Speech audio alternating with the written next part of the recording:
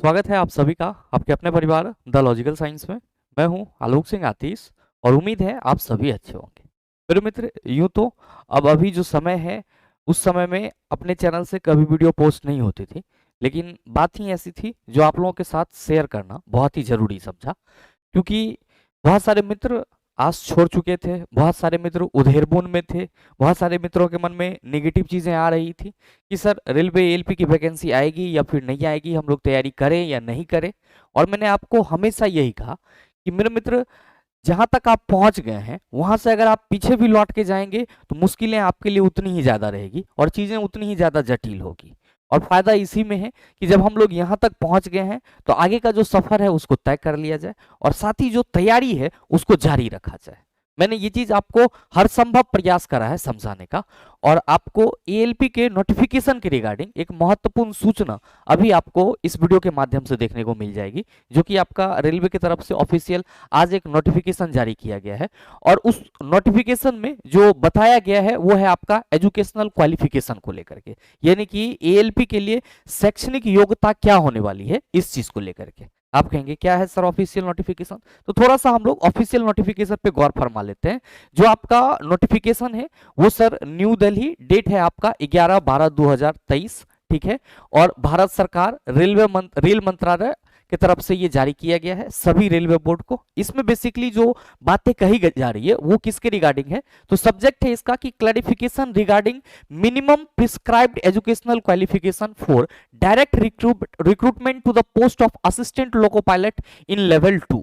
मेरे मित्र, यहाँ पे असिस्टेंट लोको पायलट जो कि आपका लेवल 2 में आता है उसके रजिस्ट्रेशन के लिए जो मिनिमम प्रिस्क्राइब्ड आपका एजुकेशनल क्वालिफिकेशन क्या होगा उस चीज के बारे में इस नोटिफिकेशन में जिक्र किया गया है। ध्यान दीजिएगा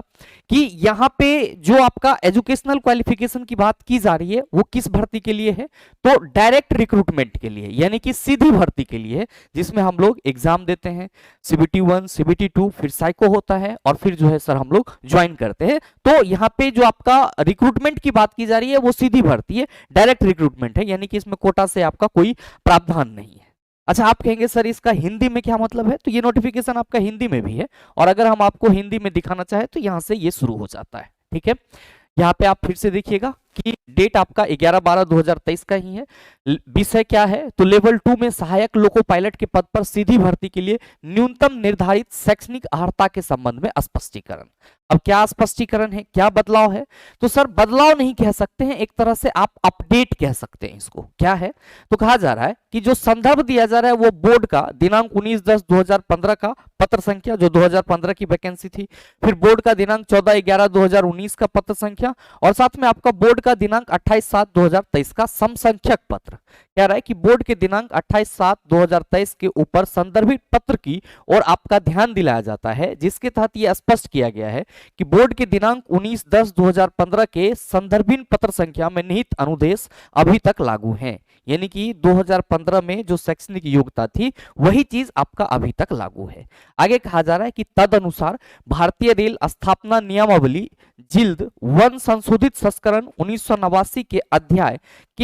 1 के शीर्ष 3 परिवहन पावर विभाग के अंतर्गत पैरा 137(2)(1) को इसके साथ संलग्न अग्रिम शुद्धि पर्ची असु और 284 के अनुसार संशोधित किया जाता है, ठीक है। मतलब जो आपका एएलपी के लिए मिनिमम प्रिस्क्राइब्ड एजुकेशनल क्वालिफिकेशन होना चाहिए उसमें जो आपका 2015 का था वो सेम चीज आपका रहेगा, यानी कि जो आपका एग्जाम जिस तरह से हो रहा था जो पैटर्न था आपका वही होगा। ध्यान में रखिएगा, सिलेबस में बदलाव नहीं है, ये बस और बस एजुकेशनल क्वालिफिकेशन के रिगार्डिंग है।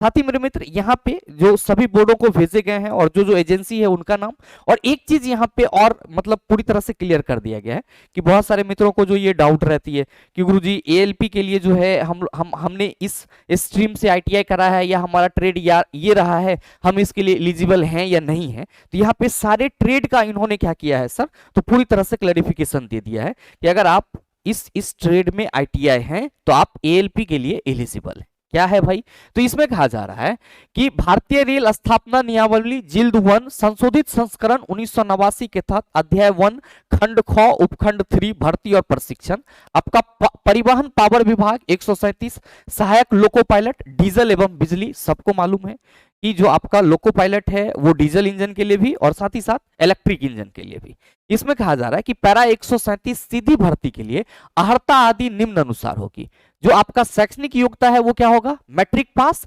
एवं इसके साथ मतलब मैट्रिकुलेशन तो होना ही चाहिए और इसके साथ में क्या होना चाहिए, विनिर्दिष्ट व्यवसायों में आईटीआई एक्ट अप्रेंटिस, मतलब क्या कि आपने अगर अप्रेंटिस किया है तो वो ध्यान में रखिएगा, मैट्रिक पास एवं इसके साथ तो मैट्रिकुलेशन भी होना चाहिए और इसके साथ या तो आप आईटीआई हैं या फिर क्या है सर, अप्रेंटिस है। फिर कहा जा रहा है कि आईटीआई के संस्थान पर यांत्रिक, बिजली, इलेक्ट्रॉनिक, ऑटोमोबाइल इंजीनियरिंग में डिप्लोमा, मतलब क्या कि आईटीआई के स्थान पर अगर आप डिप्लोमा किए हुए हैं, चाहे आपका मैकेनिकल रहा हो या बिजली या फिर इलेक्ट्रॉनिक से संबंधित है या ऑटोमोबाइल से संबंधित है, तो भी आप एलिजिबल हैं। यानी कि या तो आपके पास मैट्रिक है और साथ में क्या है सर, आईटीआई का कोई ट्रेड से आपने आईटीआई करा है, या फिर आपने आईटीआई ना करके आपने डिप्लोमा किया है, तो डिप्लोमा के लिए जो मैकेनिकल है, इलेक्ट्रॉनिक्स है, ऑटोमोबाइल है, वो पूरी तरह से एलिजिबल है। अगर हम आईटीआई ट्रेड की बात करें तो यहाँ पे टिप्पणी में कहा जा रहा है कि उपयुक्त ख के प्रयोजनार्थ विनिर्दिष्ट व्यवसाय नियमानुसार जो आपका आईटीआई ट्रेड रहने वाला है उसमें फिटर, इलेक्ट्रीशियन, इंस्ट्रूमेंट मैकेनिक, मिल राइट, अनुसरण मैकेनिक, मैकेनिक रेडियो और TV, electronic mechanic, mechanic motor वाहन, वायरमैन, ट्रैक्टर मैकेनिक, आर्मेचर एवं कॉइल वाइंडर, मैकेनिक डीजल, उष्मा यानी कि हीट इंजन, फिर टर्नर, मैकेनिस्ट, रेफ्रिजरेटर एवं एसी मैकेनिक। यानी कि अगर आप इतने ट्रेड में आईटीआई है किसी एक में से, अगर आप इतने सभी ट्रेड में से किसी एक से भी आईटीआई हैं तो आप एएलपी के लिए पूरी तरह से क्या है सर, एलिजिबल है। साथ में क्या होना चाहिए, तो आपका मैट्रिक और आप कह सकते हो आईटीआई। अगर आईटीआई नहीं है तो फिर आपके पास डिप्लोमा होना चाहिए, फिर आपके पास क्या होना चाहिए, डिप्लोमा होना चाहिए। कहा जा रहा है कि टिप्पणी 1, आईटीआई के स्थान पर मान्यता प्राप्त संस्थान से इंजीनियरिंग विषयों के व्यवसायों की विभिन्न शाखाओं के संयोजन की अनुमति होगी। इंजीनियरिंग में डिप्लोमा के स्थान पर इंजीनियरिंग विषय में डिग्री भी स्वीकार होंगे। यानी कि अगर आपके पास डिप्लोमा नहीं है, आपने डिग्री करा है यानी कि बीटेक भी करा है, तो वो भी क्या होगा सर, एक्सेप्टेबल होगा। तो ये आपका एक एजुकेशनल क्वालिफिकेशन को लेकर के आप अपडेट समझ सकते हो। और जो भी मित्र पूरी तरह से निराश हो गए थे, जिनको लग रहा था कि अब हमारा जिंदगी कहाँ चला जाएगा क्योंकि हमने सिर्फ एएलपी को सोचा था, तो मेरे मित्र हम बस यही कहेंगे कि लग जाइए। अगर आप अभी तक सोए हुए हैं तो सोना छोड़ करके लग जाइए, क्योंकि जब नोटिफिकेशन आएगा और तब हम लोग तैयारी करेंगे, उस स्थिति में जो हम लोगों की मन स्थिति होती है वो सर हमसे अच्छा मतलब कोई और डिस्क्राइब नहीं कर सकता है सर। क्योंकि जब आप एग्जाम हॉल में जाएंगे और जाने हुए क्वेश्चन को आप कंफ्यूजन के वास्ते स्किप करके आएंगे तो आपको लगेगा कि फिर जीवन भर जो हमने पढ़ाई करा वो बेकार था। ठीक है, एग्जाम में आपको हार्ड क्वेश्चन सॉल्व नहीं होगा इसका मलाल नहीं होगा,